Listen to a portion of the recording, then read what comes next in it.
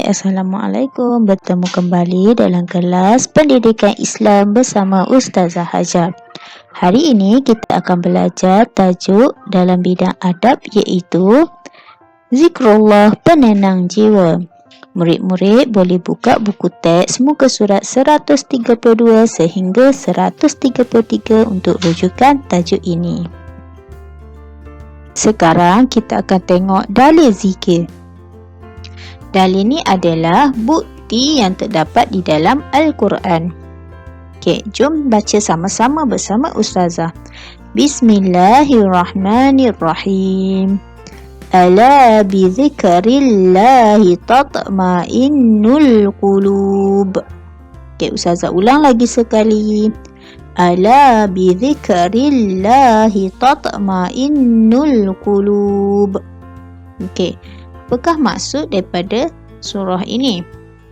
Ingatlah, dengan mengingati Allah, mentaati perintah Allah, jiwa menjadi tenteram. Okey, ini adalah petikan daripada surah Ar-Ra'd ayat 28.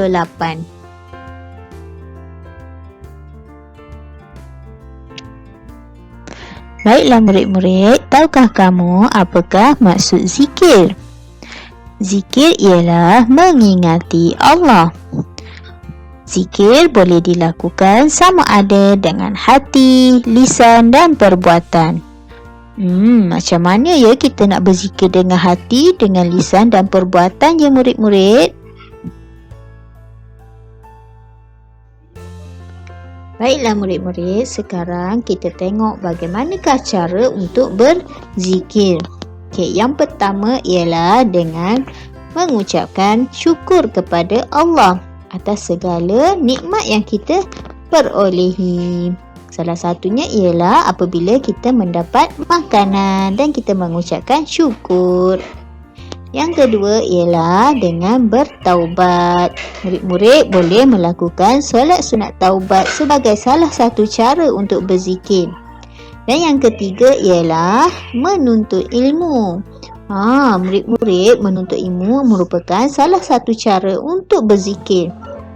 Okey, dan yang seterusnya ialah membaca Al-Quran. Salah satu cara untuk kita mengingati Allah adalah dengan membaca Al-Quran. Okey, dan yang seterusnya ialah berzikir. Berzikir adalah salah satu cara untuk mengingati Allah.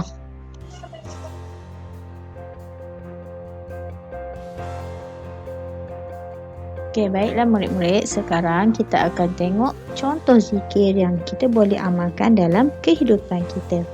Okey, yang pertama ialah Subhanallah. Okey, Subhanallah. Okey, apakah maksud Subhanallah? Subhanallah bermaksud Maha Suci Allah. Okey, apa yang kita boleh aplikasikan dalam kehidupan kita daripada zikir ini? Okey, kita tengok sama-sama. Okey, iaitu menjaga alam sekitar. Okey, yang seterusnya ialah Alhamdulillah. Okey, ikut Ustazah sama-sama. Alhamdulillah. Okey, apakah maksud Alhamdulillah? Maksudnya segala puji bagi Allah. Semua puji-pujian hanyalah untuk Allah. Okey, bagaimana cara kita untuk aplikasi dalam kehidupan kita?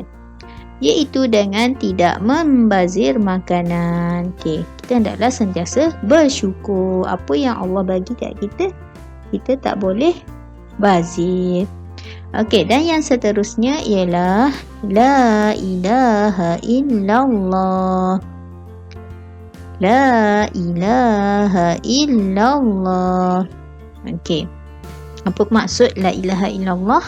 Tiada Tuhan selain Allah. Bagaimana kita nak aplikasikan zikir ni dalam kehidupan kita? Dengan mematuhi peraturan jalan raya. Okey, murid-murid boleh aplikasikan dengan cara melintas jalan. Okey, bagaimana kita nak lintas jalan? Tengok kiri, kanan dan juga kiri, barulah kita melintas setelah kita dapat pastikan keadaan adalah selamat. Okey, dan yang terakhir contoh zikir yang boleh kita amalkan ialah Allahu Akbar. Allahu Akbar. Apakah maksud Allahu Akbar? Betul. Allah Maha Besar. Okey, Allah Maha Besar. Macam mana kita nak aplikasikannya? Ialah dengan melihat keindahan alam dan memuji kebesaran Allah. Okey, mudah je kan cara kita nak mengamalkan zikir dalam kehidupan kan? Okey, boleh buat mulai hari ini juga. Tengok apakah kelebihan beramal dengan adab berzikir yang kita boleh dapat. Okey, yang pertama ialah saya dapat mengikut sunnah Rasulullah. Okey, seperti mana yang telah kita ketahui, apabila kita mengikut sunnah Nabi, kita akan mendapat pahala. Okey, yang kedua ialah hubungan saya dekat dengan Allah. Apabila kita sentiasa berzikir, kita akan sentiasa dekat dengan Allah. Yang ketiga ialah ibadat saya lebih sempurna. Okey, ibadat kita akan lebih sempurna apabila kita melakukan amalan tambahan, contohnya seperti berzikir. Okey, dan yang keempat ialah jiwa saya berasa lebih tenang. Okey, apabila kita sentiasa mengingati Allah, jiwa kita akan menjadi tenang, sebagaimana yang telah difirmankan oleh Allah dalam surah Ar-Ra'd ayat 28 tadi yang telah Ustazah bacakan. Okey, baiklah murid-murid, sekarang kita akan tengok apakah akibat mengabaikan adab berzikir. Okey, ruginya orang yang tidak berzikir ini. Okey, yang pertama ialah saya lalai daripada mengingati Allah. Apabila kita tidak berzikir, kita akan lupa atau sentiasa tidak ingat kepada Allah. Lalai daripada mengingati Allah. Okey, yang kedua ialah menjauhkan hubungan saya dengan Allah. Apabila kita jauh, kita lupa kepada Allah, kita akan jauh. Hubungan kita akan jauh dengan Allah. Okey, yang ketiga ialah saya mudah membuat dosa. Bila kita dah lupa pada Allah, segala perbuatan kita hanyalah mengikut perasaan ataupun hawa nafsu. Kita tak kisah dah buat benda baik ke benda buruk ke, kita nak buat saja. Okey, yang keempat ialah ni adalah kita perlu minta setiap hari supaya dijauhkan daripada tidak mendapat keampunan daripada Allah. Okey.